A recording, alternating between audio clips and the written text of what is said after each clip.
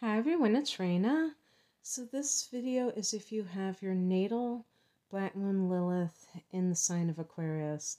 I've been putting this one off because I have this placement, and for a long time, maybe because I was reading interpretations that didn't really resonate with me, I didn't feel it, but I'm ready to talk about it, and maybe you'll see some common threads with yourself. So, Black Moon Lilith can be described as a rebellious energy. There's also this aspect to it that I have read that is very much like Pluto, where it is kind of what's the word? Exposing the taboos in life, and kind of not, sometimes shame can be attached to it. So if somebody is shamed for something, their Lilith can indicate what that is, but it can also be a defiance within themselves. That's why I say rebellion, that makes them flaunt that very thing. You know what I mean? So it can work different ways with different people. I suspect that the house placement and sun sign and all of that good stuff can definitely impact how you express this energy. Because one of the things that they said in the online source that I used, which was advancedastrology.com, I really have gotten some good information from that site. But they were talking about how it can go both ways. You know, some people can be afraid to express their individuality because that's what Aquarius represents. But they said that it's more likely that the person will really revel in expressing their individuality. So why is this, how does this come up in life? Well, I'm just going to speak about my own situation because that's going to be the most, I guess you could say, accurate in the sense that I've lived through this. My Black Moon Lilith is in the 10th house of career, and I also have my midheaven here. It doesn't. I don't think it forms a conjunction with the midheaven, but I have Venus in the 10th house as well, and it does form a conjunction with the midheaven in, in Aquarius. So so you should definitely look at what house your Lilith in Aquarius is in, because that will give you more information about where this is occurring for you. I honestly, it's very difficult to see it. I think how I would say it, if you also have Lilith in the 10th in Aquarius, is that you kind of push back against traditional careers.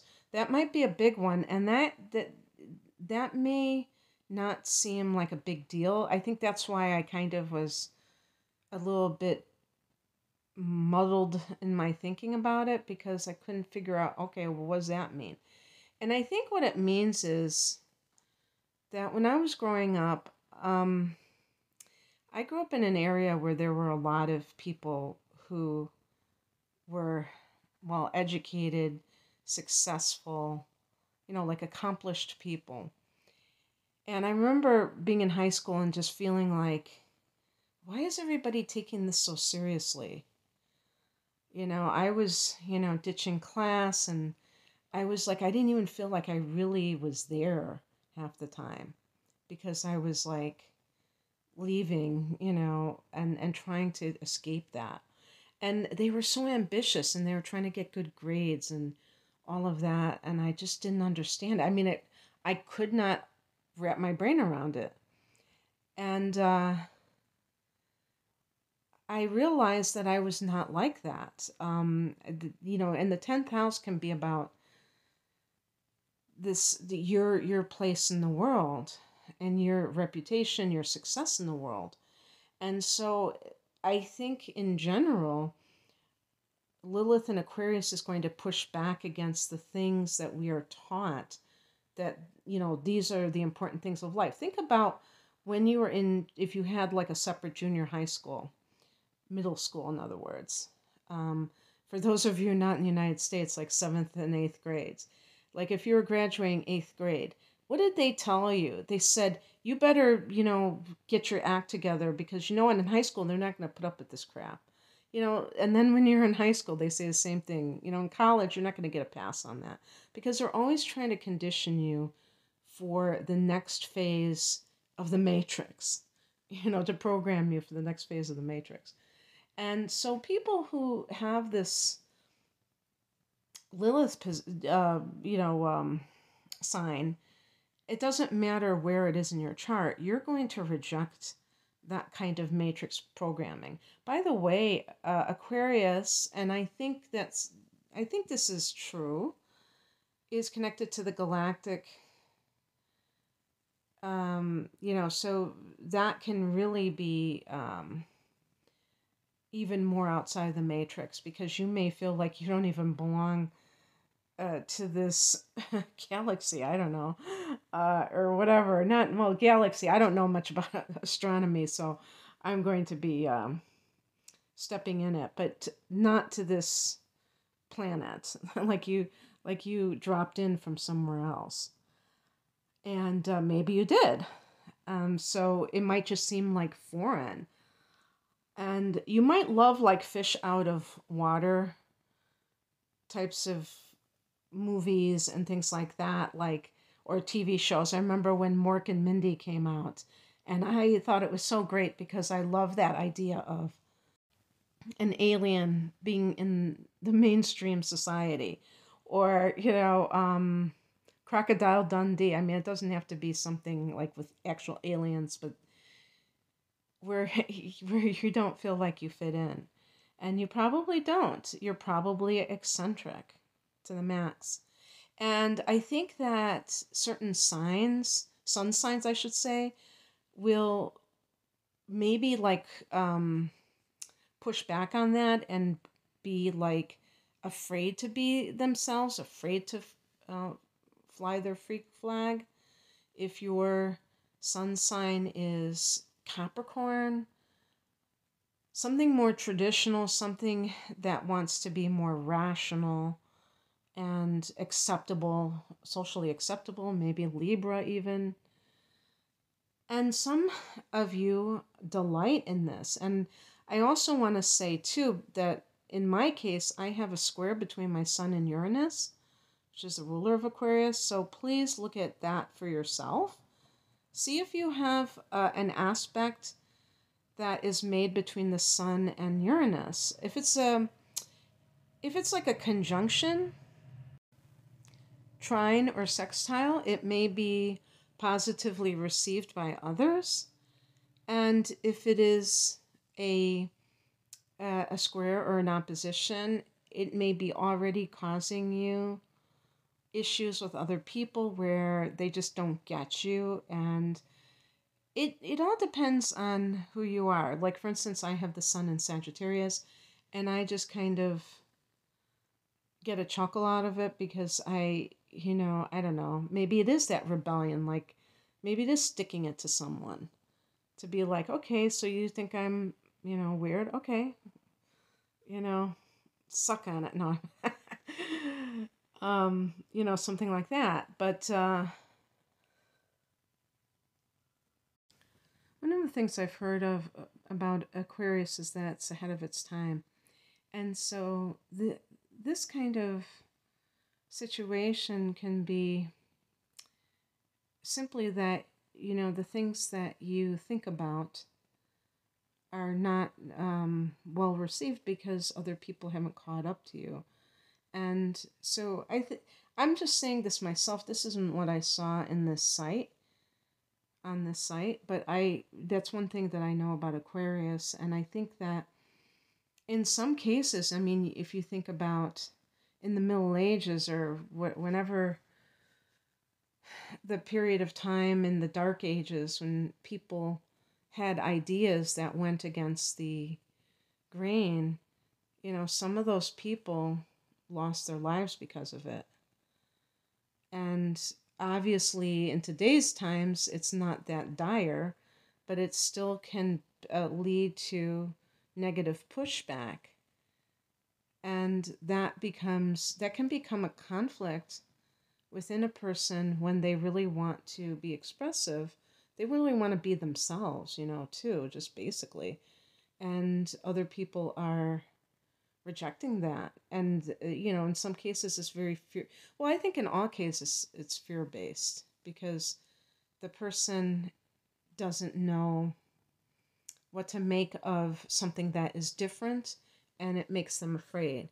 In some cases, I think that it threatens people's sense of reality, and it makes them question what they've been taught. And then they, instead of like saying, you bring up some interesting points, I don't really agree with you at this moment, but I'm going to think about it.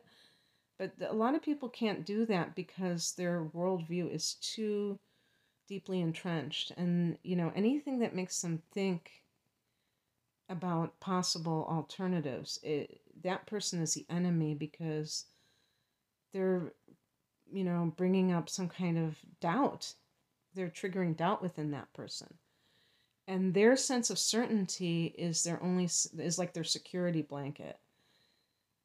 So, just having conversations can be fraught with tension because of this, if you're really trying to be an authentic person.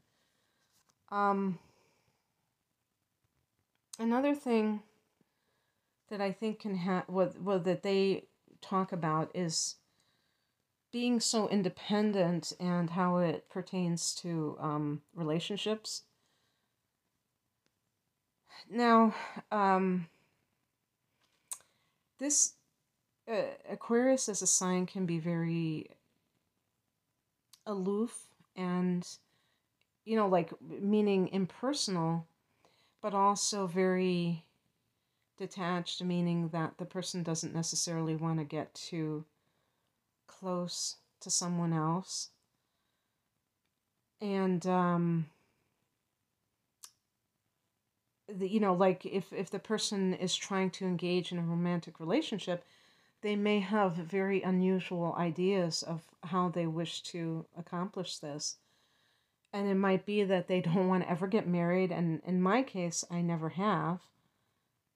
But I have had a long-term relationship, like decades long. So it doesn't mean that you can't be in that type of relationship. And I'm not talking about a polyamorous one. But for some people, they may favor more of a polyamorous type of relationship. And it's something that goes against the grain when it comes to relationships, but really feels like it works for you. So again, other people may not approve or understand, but that's on them as far as you're concerned. And one thing that I want to bring out here because, okay, well, and just to go along with that theme, they mentioned about promiscuity, that they think that this site says that people with this position are many times promiscuous. I don't know if I agree with that. Because about the idea of freedom when it comes to sexual expression, that is one thing. Some people, they just don't like the idea that they are forced to be monogamous. And so that might be what makes them identify as poly. But they may actually stay with only one person because they find their person. They find the person that's right for them. But it's societal expectations, first and foremost, as far as I'm concerned. They said, I'll just read this verbatim, the sentence. Lilith in Aquarius is often into unusual stuff when it comes to sexuality. Well, I'm going to leave that up to you. That is not going to be true for everyone. Um, the other thing, there was something else I wanted to mention about. Oh yeah, because they mentioned that this placement could mean that you were adopted, and they mentioned, quote, unusual genetic heritage, that you have that. And I don't know exactly what they would mean by that.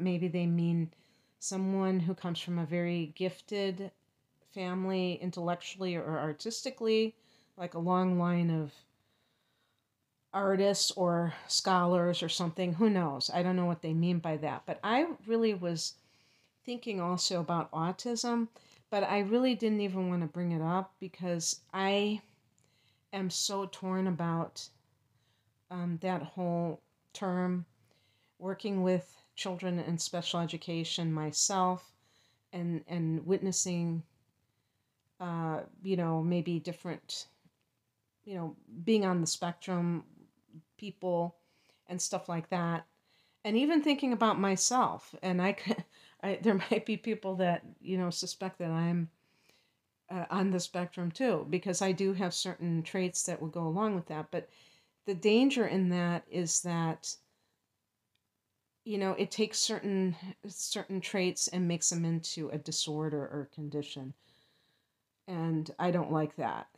I think that people who are introverted or even socially awkward doesn't mean that they are that they have a disorder at all. It can simply mean that they're very different than other people, and they feel they kind of don't fit in, and so it's hard for them to just like interact socially with people. That doesn't mean that that they have some kind of disability or disorder. There are some that do. There are some people that you can clearly see are likely autistic. And I'm talking about on the mild end, not the head banging, kids that are shrieking and stuff like that, which is, severely autistic. I'm talking about on the mild end of the spectrum. But the thing is that there's a quote by the philosopher. I would call him like a religious philosopher, maybe, but Krishnamurti, something to the effect of, it's no measure of health, to fit into a sick society or something like that. And so when people say, oh, that person is, socially awkward, and are you telling me that those people can fit in really well and they can really play the game? Those are the people that are really on point in life. And there again, so we have like kind of this inverted reality a lot of times, where the things that people, that the matrix praises, are really things that might be more of it, challenging in a lot of ways. If people are very extroverted, they have to rely on other people to get stimulated, and they can't really be within themselves. People who are introverted can have a very rich inner life. The internet has brought out a lot of, has really raised up the nerds shall inherit the earth, or the freaks shall inherit the earth. So yeah, so I'm trying to think if there's anything else I wanted to cover here. I think I just about did it. So let me know what you think, and if you have, let me know what house your Lilith is in. I do have videos on that, by the way. I think I've done all the houses. So what you do, if you didn't realize this by now, when you are listening to these types of recordings or podcasts, is that you synthesize the information. So you're looking at the house placement, you're looking at the sign, and you're smushing it together and coming up with your own profile of how it relates to you. So for instance, if you have Lilith in Aquarius and it's in the first house, you might like to shock people with how you act and dress. You might do something like you might, but see that what shocks people is going to be different depending on where you are. If you live in San Francisco, not dyeing your hair or getting tattoos or, having piercings all over your body is radical. If you live in, Mississippi, doing the opposite, doing those things is going to be that way, is going to be shocking. So you might dye your hair and do all those things. Tattoos are not shocking. They're mainstream. I don't have any tats, so I'm rebelling in that way, I guess. Not to mention being terrified of doing such a thing to myself with needles. But burning, searing needles.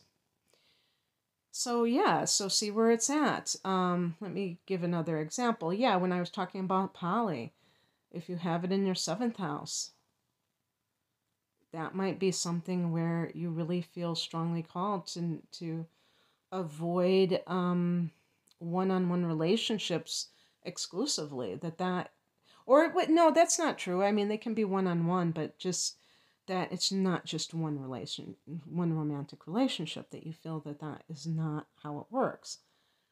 That we do not own other people, and you want to have the freedom to explore that. If your Venus is in Aquarius in the 7th house with, Lilith in Aquarius, then I would almost guarantee that you would be like this, but who knows? Okay, well, that's what I have for you. I hope that this resonated. If you would like a private reading, the link is below. Take care. Bye.